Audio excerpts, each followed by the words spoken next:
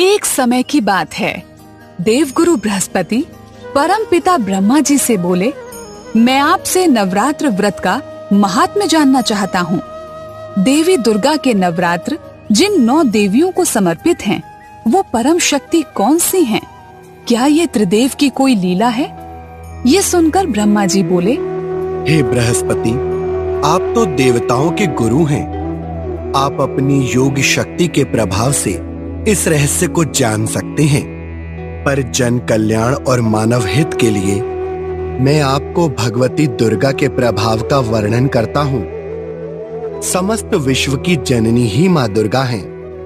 हे देव, पहले इस व्रत को जिसने किया, उसकी पवित्र पृष्ठभूमि मैं आपको सुनाता हूँ। पीठत नाम के एक सुंदर नगर में एक अनाथ ब्राह्मण रहता था। वो भगवती दुर्गा का बहुत बड़ा भक्त था। देवी की कृपा से सुमति नाम की एक अत्यंत सुंदर कन्या ने उसके घर जन्म लिया। वो बड़ी होती रही और उधर उसके पिता प्रतिदिन माँ दुर्गा की पूजा और हवन किया करते। तब वो भी नियम से वहाँ उपस्थित होकर पूजन करती थी। एक दिन सुमति अपनी सखियों के साथ खेलने लगी और पूजन में उपस्थित नहीं हुई। पिता के बुलाने पर भी सुमति नहीं आई। पुत्री के ऐसे व्यवहार से पिता क्रोधित हो गए और बोले, सुमति, तुमने आज मेरी आज्ञा की अवहेलना की है। जिस पूजन को मैंने बचपन से तुम्हें सिखाया है, आज उसी भगवती के पूजन से तुमने अपना मुख मोड़ लिया। नहीं पिताजी, ऐसा नहीं है। खेल खेल में मुझे ध्यान ही नहीं रहा। और रहा प्रश्न माता की पूजा का, तो वो अपने बच्चों को क्षमा कर देती हैं। वैसे भी मैं तो अभी बाल्यावस्था में हूँ। क्या कहा? बाल्यावस्था? नहीं, तुम्हारी आयु 21 वर्ष की हो चुकी है। अब तुम इतनी छोटी नहीं रही। तुमने मेरा ही नहीं, देवी का भी अपमान किया है। इसका परिणाम तुम्हें भोगना पड़ेगा। मैं तुम्हारा विवाह किसी कुष्ठ रोगी से करवा दूंगा।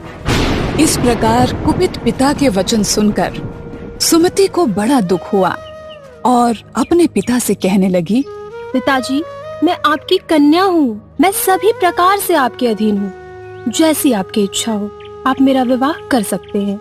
होगा वही जो माँ जगदम्बे ने मेरे भाग्य में लिखा होगा।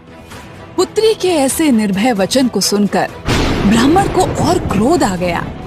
उसने अपनी कन्या का कुष्ठ रोगी से विवाह करवा दिया और क्रोधित होकर कहा, जाओ, अपने कर्म का फल भोगो। देखे केवल भाग्य के भरोसे रहकर किस प्रकार तुम्हारा भला होता है। पिता के इस प्रकार के कटु वचनों को सुनकर सुमति अपने मन में विचार करने लगी। दुर्भाग्य ही सही, माँ भगवती ने मेरे भाग्य में जो लिखा था वो मुझे प्राप्त हुआ है। मुझे अपने भाग्य से कोई शिकायत नहीं है। इस तरह दुखी मन से सुमति अपने पति के साथ प्रस्थान कर गई। उस असहाय बालिका की ऐसी दशा देखकर माँ भगवती उसके पूर्व संचित पुण्य के प्रभाव से प्रकट हुई और बोली, पुत्री, दुखी मत हो। मैं तुमसे प्रसन्न हूँ। तुम जो चाहो वरदान मांग सकती हो। आप कौन है देवी जो मुझ पर प्रसन्न हुई है? ये सब आपने मेरे लिए कहा है, तो अपनी कृपा दृष्टि से मुझ दासी को कृतार्थ करें।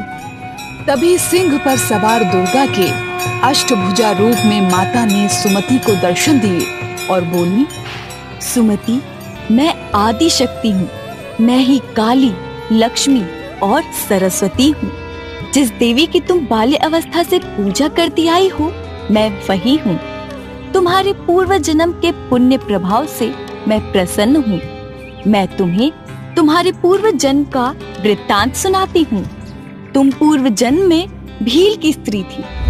एक दिन तुम्हारे पति निषाद ने चोरी की, जिसके कारण तुम दोनों कारागार में बंद कर दिए गए। तुम्हें 9 दिन तक भोजन पानी नहीं दिया गया, लेकिन ये समय नवरात्र का था और इस प्रकार जाने अनजाने तुम दोनों का नवरात्र का व्रत पूरा हो गया। हे पुत्री, उसी के प्रभाव से तुम्हारा पुण्य अब जागृत हुआ है। तुम्हारी जो इच्छा हो सो मांग लो। हे माता, मैं आपको प्रणाम करती हूँ। माँ, आप मुझ पर यदि प्रसन्न हैं, तो कृपा करके मेरे पति के कुष्ठ रोग को दूर कर दीजिए, आपकी बड़ी कृपा होगी। तथास्तु, ऐसा ही होगा। देवी के ऐसा कहते ही सुमति के पति की देह कुष्ठ विहीन हो गई।